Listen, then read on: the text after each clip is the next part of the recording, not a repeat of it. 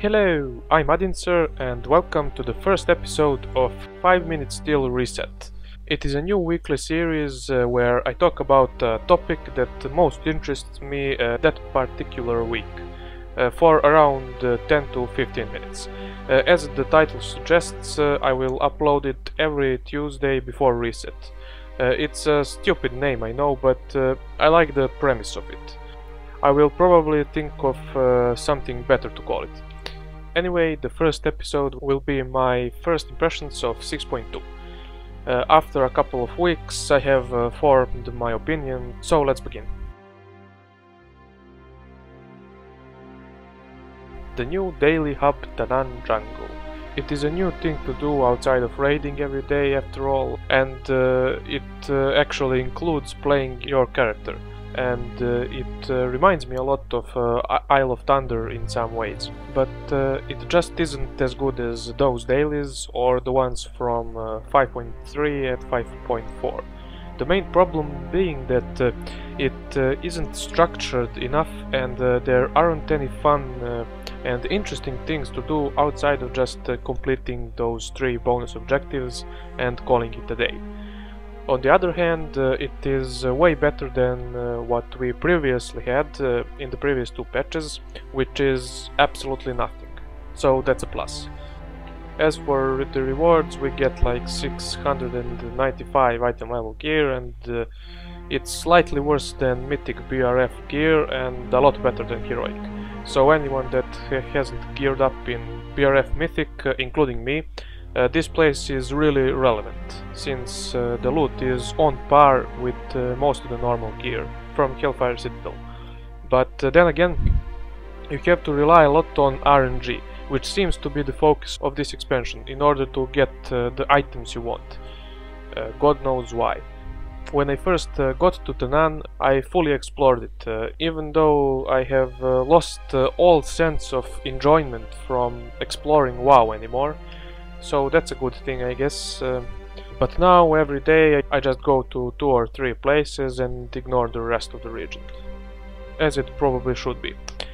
But one last but minor gripe I have with the dailies is that they do last a bit longer than they should, especially if you solo it all and don't group up. Oh, and by the way, thank God that they removed the ability to do these quests in raids, because it was just silly before. So all in all, a step in the right direction, but this zone honestly should have been available at the start of Warlords to last until the 6.2 patch, where they should have introduced a new island or continent or whatever. This way we just sat in our garrisons for months and months, and now we only come out to do these subpar dailies.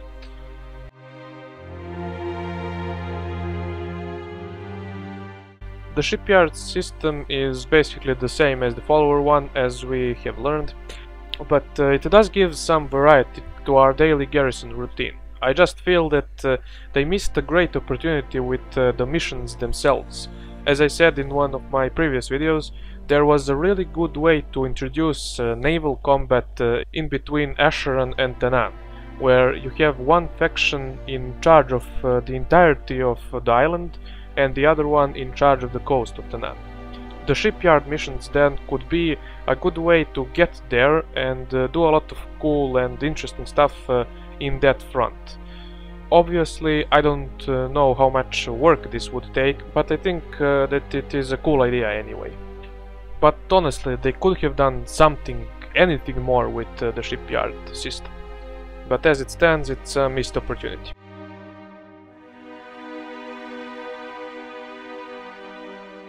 The old Blizz motto that has brought them much success. Rehash old content and you prolong the life of your game. I'm undecided if this is a good or bad thing. On one hand, the mythic difficulty does give semi-good rewards and makes the existing dungeons relevant again to some extent. But on the other, it is a substitute for new dungeons that, as far as I can remember, came in every single expansion up until now. So It just shows that they don't actually have to create new content, and that's a really scary thing to think about.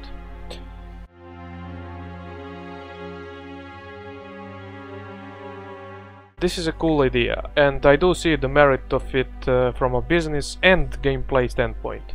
It does keep some people subbed longer, because it does give you something to do that you wouldn't necessarily do yourself if the event wasn't active. So for example, if you aren't a PvPer and see a bonus in honor gain, there is a chance that you might want to get the gear in skirmishes and BGs. So when you do get the gear, because of the event, there is nothing stopping you from trying arenas or rated battlegrounds.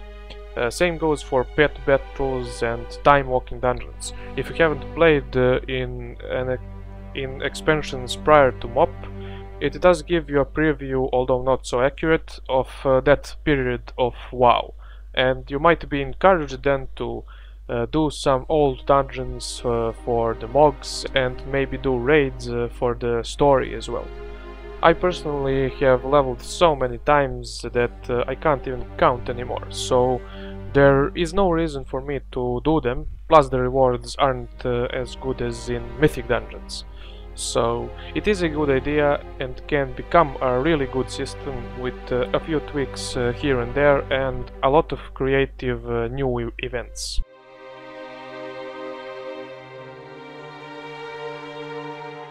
Since I switched mains, I have no idea what this is all about, but I guess it's just another grind. And they still haven't introduced a catch-up mechanism for people that are just getting the quest. For alts, you do have a slightly better chance of getting the items. So it is an even weaker catch-up mechanism than in MOP. So I would really like to see them implement one.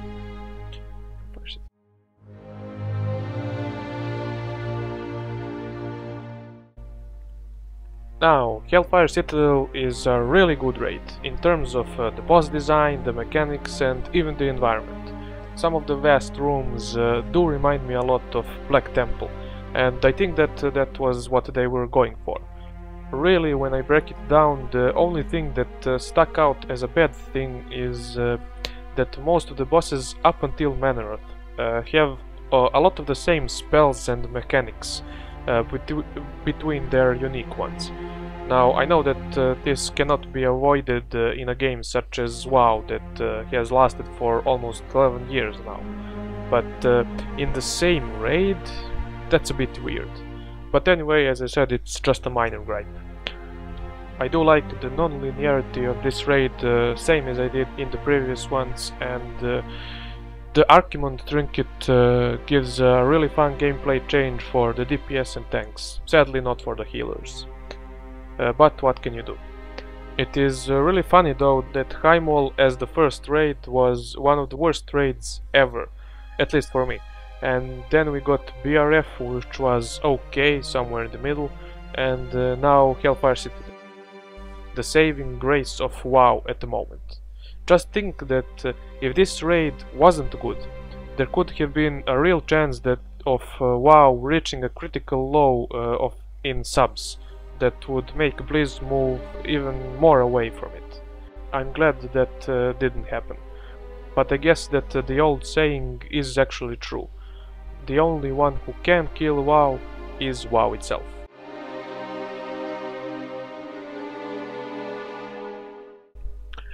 Well, I did a first impressions of PvP, but for some reason it was really poorly received, so I will just say a couple of important things. The Asheron changes have some good and some bad consequences. The zerging nature of it was fixed in a way.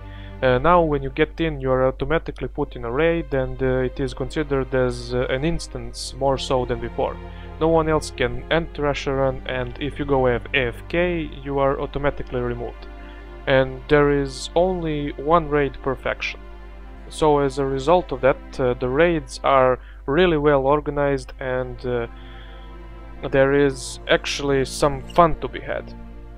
The downside is that now you literally have to spend a lot of hours a week in Asheron in order to get the 2 guaranteed boxes that have a chance of granting an epic 700 item level item. Because in order to get them you have to win 4 events and kill the enemy boss. That can really be a great challenge with a bad group. And I don't know if it's just me, but PvP has become a lot more burstier than in 6.1. Most of the classes can global you, even with defensives. And I mean global, not in a chain CC. So I don't know how that will work out when everyone is full geared. Maybe they'll just have to hotfix it, like they did in the previous patch. On another note, casters seem to be dominant at the moment. And I don't know for you, but I'm not looking forward to all the wizard comps CCing everyone for days. For everyone that doesn't play Arena, if you didn't know, the DR changes they made in Warlords just increased the amount of CC. I didn't think that was possible, but all you had to do is change the specs and comps around in Arena and you can CC someone for almost double the time as it was in MOP. In BGs though, no one is CCing anything. And that is a really good subject for a discussion and for analyzing why that happened. But it is for another time. So to recap, Tanan is okay, Shipyard meh, Mythic and bonus dungeons meh, Legendary who cares, the raid was good or is good, and PvP lol what the hell. That was the first episode, I hope you enjoyed it. Just a short update. I will be staying in my hometown for a couple of weeks, so in that time I will be finishing the Warcraft 3 walkthrough I started, and I'll be doing this series. Apart from that, I will try my best to record some WoW videos. When I come back, I will go full throttle with YouTube and WoW and do at least 3 videos a week. Anyway, thanks for watching, have a fun reset and see you next time.